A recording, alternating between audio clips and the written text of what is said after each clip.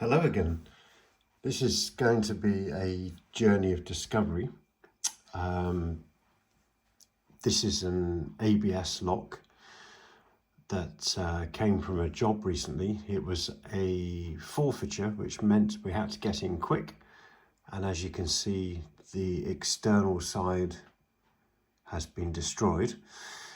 And what's left is the internal side of the lock.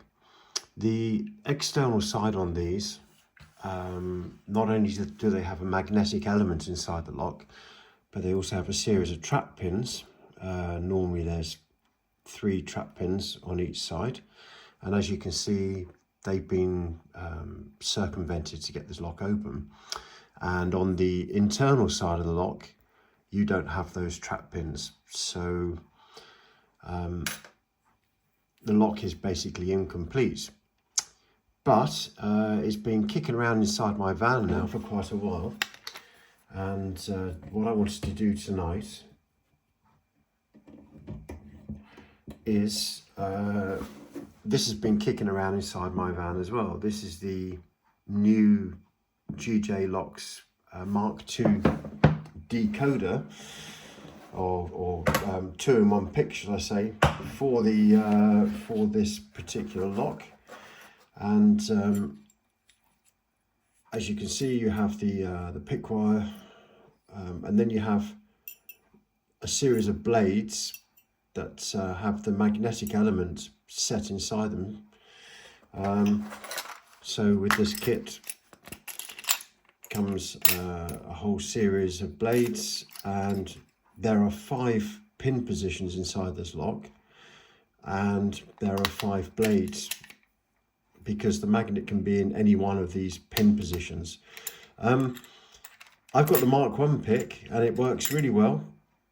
The big problem with it is when the magnet, or the magnetic element, oh there we go, when the magnetic element is right at the back of the lock, as you can see on this key here, or this blade here, when that's right at the very back of the lock, you have to insert the magnet into the lock, and then you run the risk of pushing the magnet in too far, and then it gets caught at the back of the lock.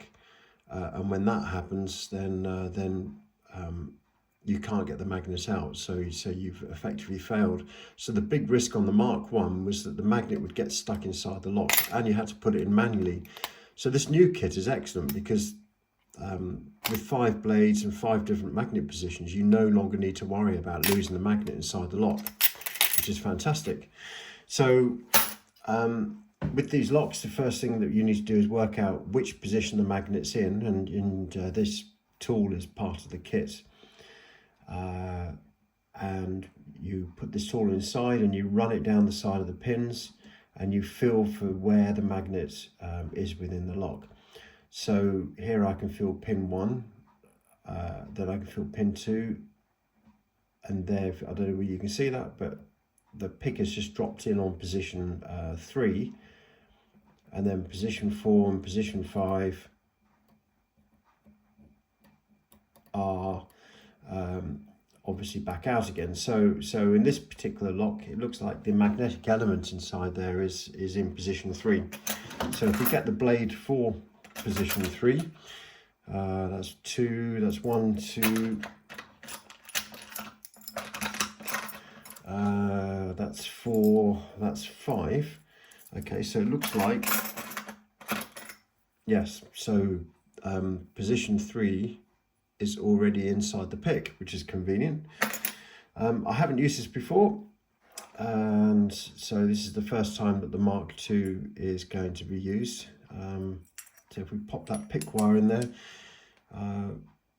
so we've got the 1, 2, 3, 4, we've got the 5 pin positions, and you can see the pick wire moves between those, so that looks quite good. So what I'm going to do is I'm going to pop this into the lock. As I say, this isn't a fully realistic demonstration because I don't have the trap pins in here, but there we go. So that's seated in the lock now. And if this is anything like the Mark I, the way to pick these is to just very gently skim backwards and forwards, tapping on top of the pins until you discover, until you start setting the pins, and then it becomes quite obvious when you're picking it. And because the magnetic element inside this lock is in the center of the lock or on pin 3, I don't need to pick that at all, so I can skip it. So let's just go backwards and forwards through this lock. We'll start on pin 1. There we go.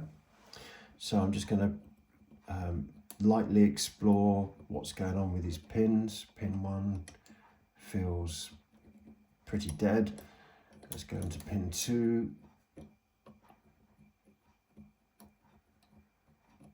So pin 2 is feeling pretty dead.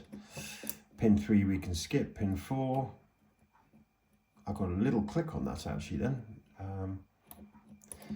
And then pin 5, oh, pin 5 is really tight. In fact, pin 5 is not allowing any movement at all.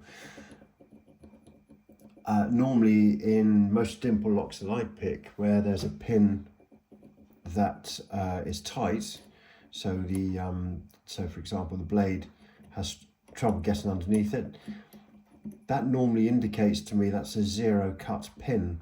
So I would imagine if I push that down, yeah, I'm pushing it down, it's not setting, I can just feel the pin sliding in that chamber.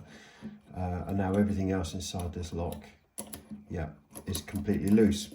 So it looks to me like pin 5 is a 0 cut, 0 height, so that won't need to be picked, which is good. So now effectively I've got a lock with 1, 2, 3 pins and a magnetic element, which is dealt with. So I would imagine, if I've read this right, we're going to be just picking these 3 pins. So I'm just going to tap this backwards and forwards and just see whether we can make any sense, get any.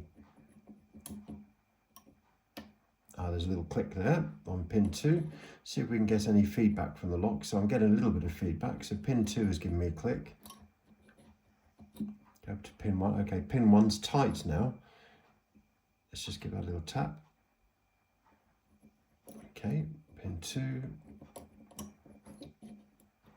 Pin 3, oh, and pin 4 is still really tight, so we'll ignore that for now. So there's 1, 2, and 4. Okay, I'm not getting any feedback at all now. I'm going to just loosen the tension a bit, give it some really just gentle tension on this at the moment. Very gentle tension as we skip backwards and forwards on these pins. So now pin 1 is binding now, so let's just turn pin 1.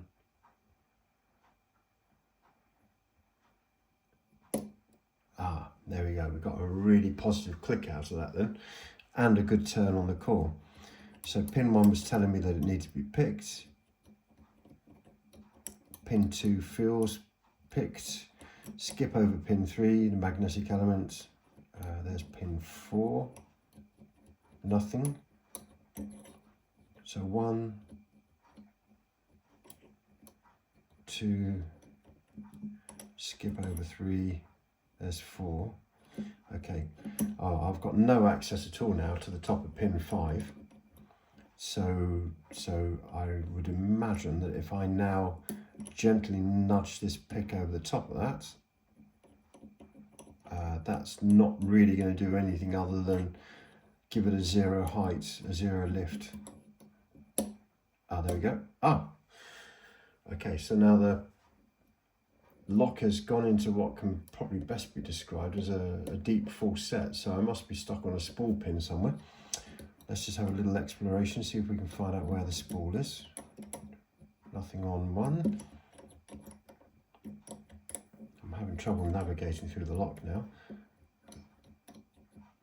No counter rotation on, or a little bit of a click then on 4. There we go. Okay, so we got the lock. Now normally you would be fighting trap pins at this stage, but obviously I don't have those in the internal half of the lock, so we can turn that round a full 360, and there we go, lock it back up again.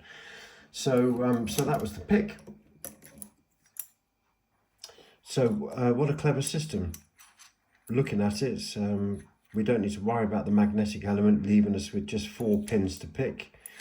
This pin on the back here was obviously a 0 height, or maybe a 1, but I mean it was it just didn't need to be picked really.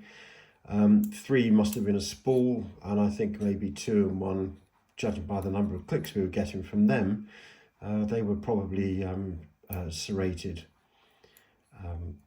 pins. I'm not sure whether the ABS has serrated pins in there, but they felt like they were serrated.